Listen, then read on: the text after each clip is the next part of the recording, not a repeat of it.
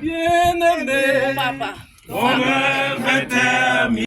Il a dit les mots de réconfort, soulagement, apaisement. Ce sont des synonymes que vous pouvez utiliser à travers la consolation. Si vous dites que notre Dieu est le Dieu de toute consolation, ce que Paul voudrait vous offrir, cette circonstance, il est en train de louer le vrai Dieu qui s'est révélé en son Fils, le Fils de Dieu, à savoir Jésus-Christ, lequel il est de la même essence que le Père, dans le verset 3.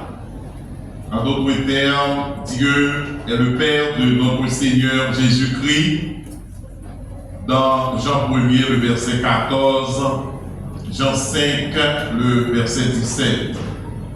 Le souverain, l'unique route, l'unique chemin, le Seigneur et le Rédempteur, à savoir Jésus-Christ.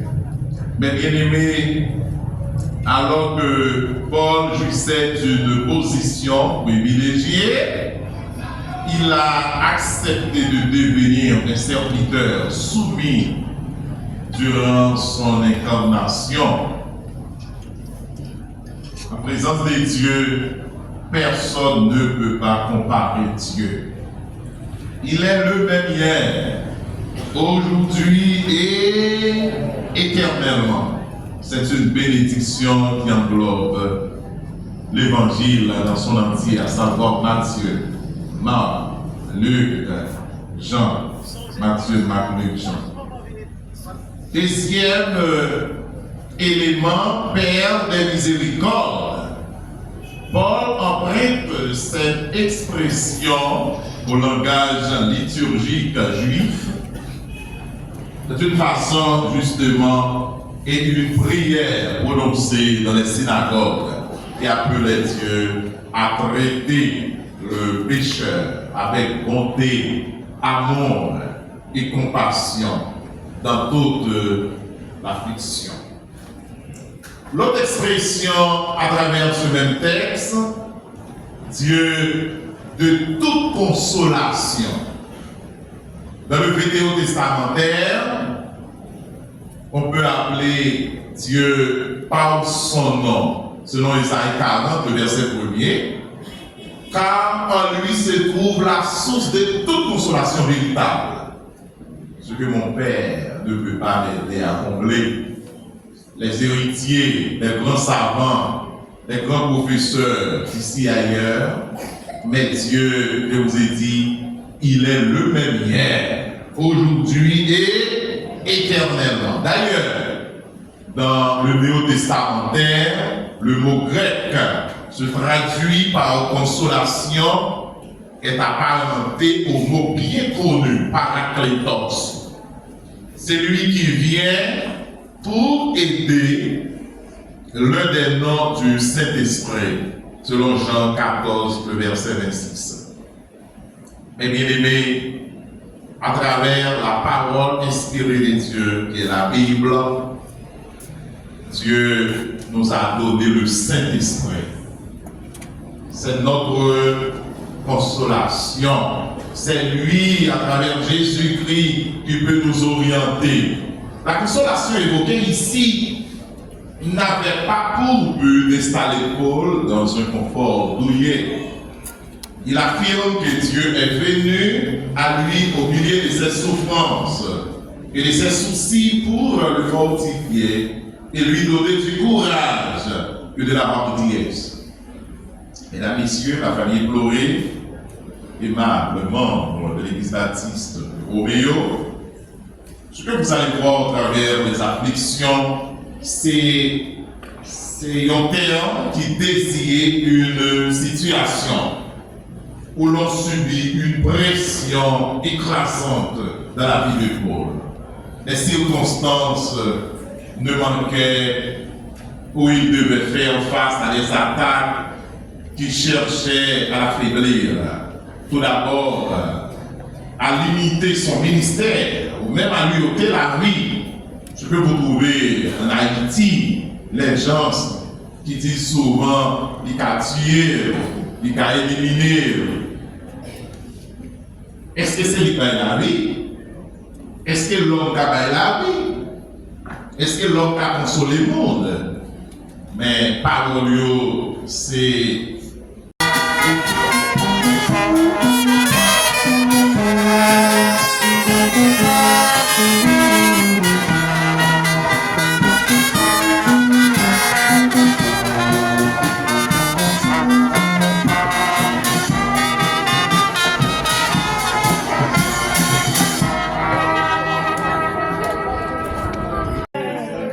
Vivre avec Jésus dans le ciel, dans le ciel, dans le ciel,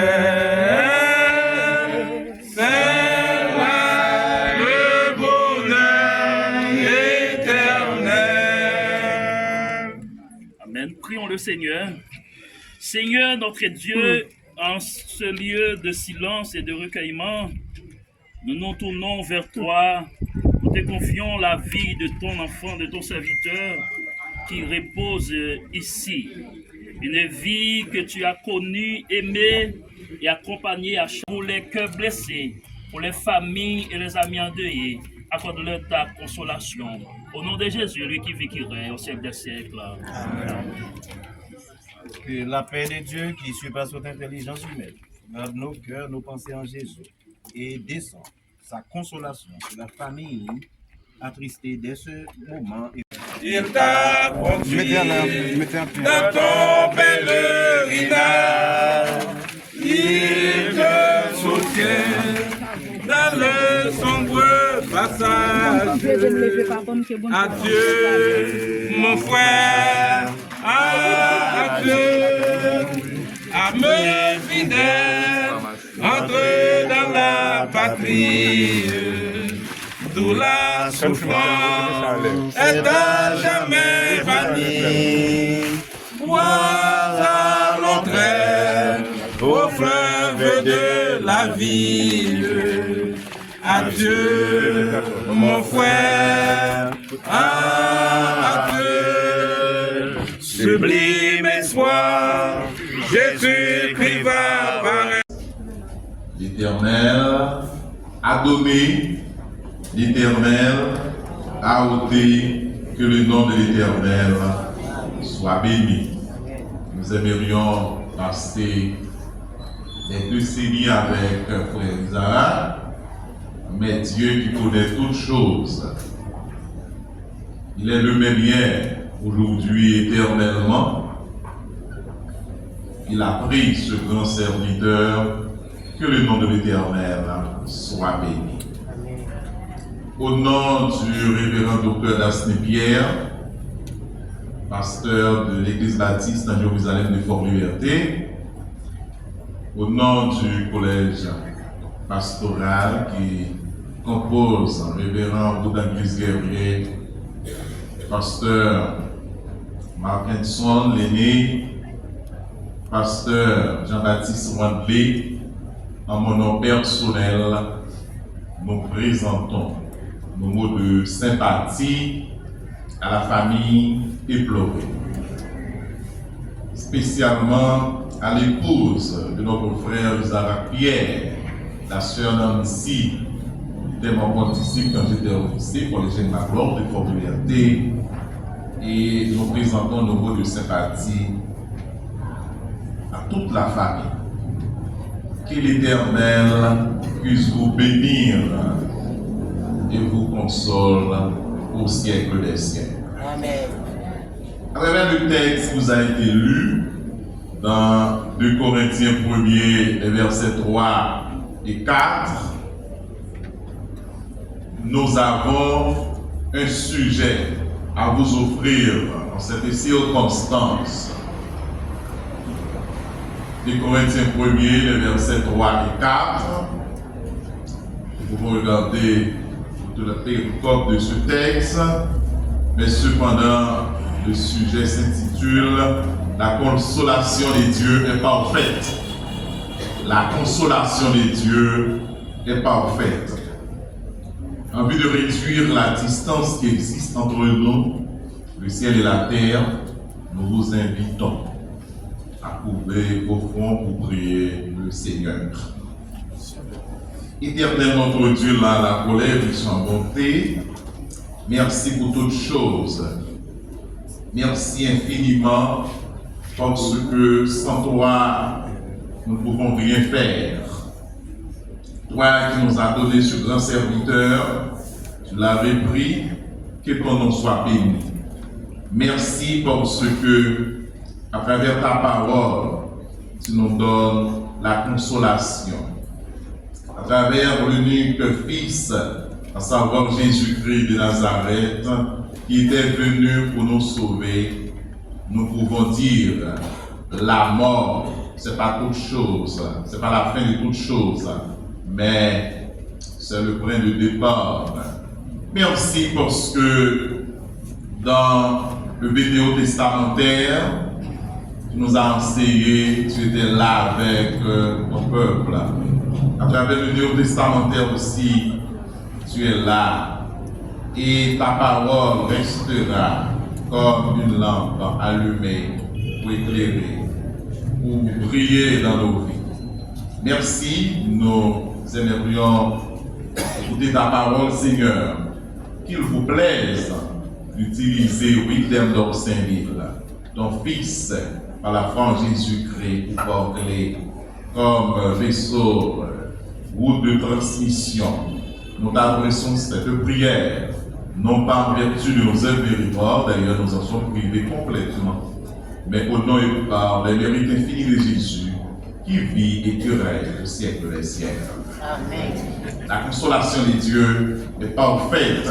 Ça veut dire, à travers le texte, vous allez trouver ce grand parcours de Paul, et son ancien nom était Saul de Tarse, le grand persécuteur de l'Église. Ce que vous allez voir, être consolé pour pouvoir consoler. Ça veut dire, si vous faites le chemin de marcher avec Dieu, Dieu peut vous conduire pour consoler d'autres gens. Vous allez trouver notre Dieu, elle est Dieu de toute consolation. C'est ça notre point culminant. Et aussi, il nous console dans toutes nos afflictions, dans ce même texte, et en dernière position, afin que nous puissions consoler ceux qui ont toutes sortes d'afflictions. Mais bien aimé dans le Seigneur, la famille est pleurée. Notre Dieu est le Dieu de toute consolation. L'auteur théologien Calvat, il donne une définition super, j'aimerais ajouter même extraordinaire dans ce texte, mais il a rédigé un ouvrage sur la conviction des gens qui veulent comprendre toutes choses. Est-ce que ce n'est pas une erreur? Parce que c'est Dieu seul qui peut combler nos vides. Il a dit, l'action pour parler de consolation, c'est l'action de rendre plus ferme, une façon de stabilité. L'action a apporté un soulagement moral, un réconfort, tout d'abord un apaisement à la douleur, au chagrin et à l'affliction. Vous allez trouver des synonymes à travers Elisabeth était président du comité de cette assemblée. Et en ce moment-là, nous avons le pasteur actuel qui dessert l'assemblée de l'église protestante, le Roméo. Vidéo-relique Saint-Charles-Pierre. Puisqu'il est là, nous allons lui céder le micro parce que certainement il a quelques mots à adresser dans cette circonstance.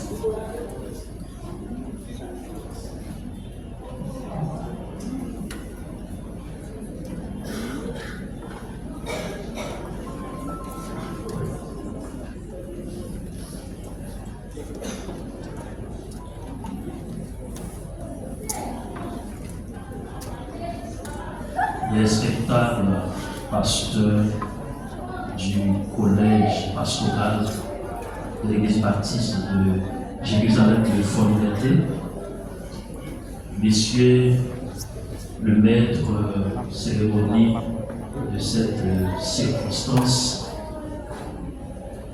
valeureux ouvriers œuvrant dans les sacerdoces de l'église baptiste de Jérusalem de Fort-Liberté, dignitaires de tout rang, grade et fonction, courageux membres de la famille endeuillée, distingués groupes et chorales ici présents, délégations venant de différents horizons, chers médiocrates et internautes, bien-aimés frères et sœurs, nous sommes réunis aujourd'hui avec des cœurs lourds, accablés, mais aussi reconnaissants. Lourds parce que la séparation nous fait mal. Oui, la mort a des rigueurs, à nul autre pareil. On a beau la prier, la cruelle qu'elle se bouge les oreilles et nous laisse crier. La mort est cruelle, plus qu'elle déchire des vies, elle brise des relations. Et nous sommes reconnaissants parce que la vie que nous célébrons aujourd'hui a été utile, fidèle et féconde au service de Dieu et de son Église. Le frère Isaac Pierre, communément appelé Frésard, était un héros de la foi, un homme de son vivant, courageux, doux et paisible. Il était membre et ancien président du comité exécutif de l'église baptiste de Roméo durant une vingtaine d'années en train de servir le Seigneur. Il a laissé la communauté de Roméo pour se rendre à la ville de Fort-Liberté en raison de ses maladies et tout de suite affilié.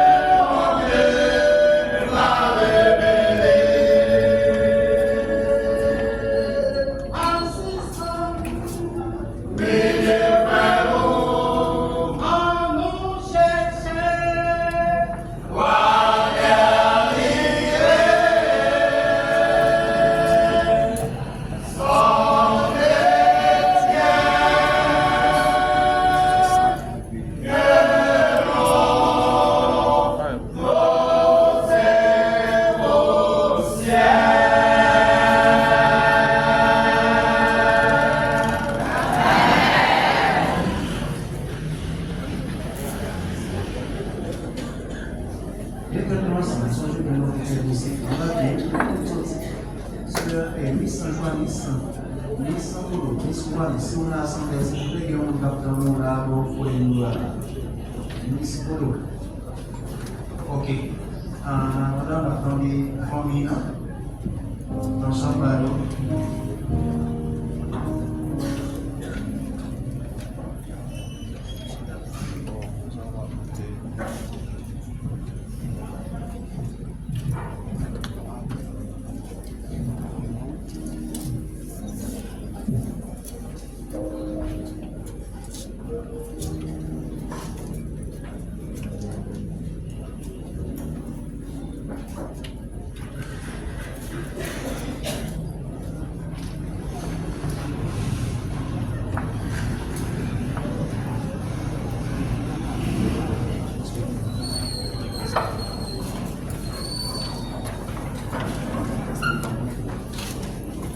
Flot mugissant, flot en furie, entourez-moi, je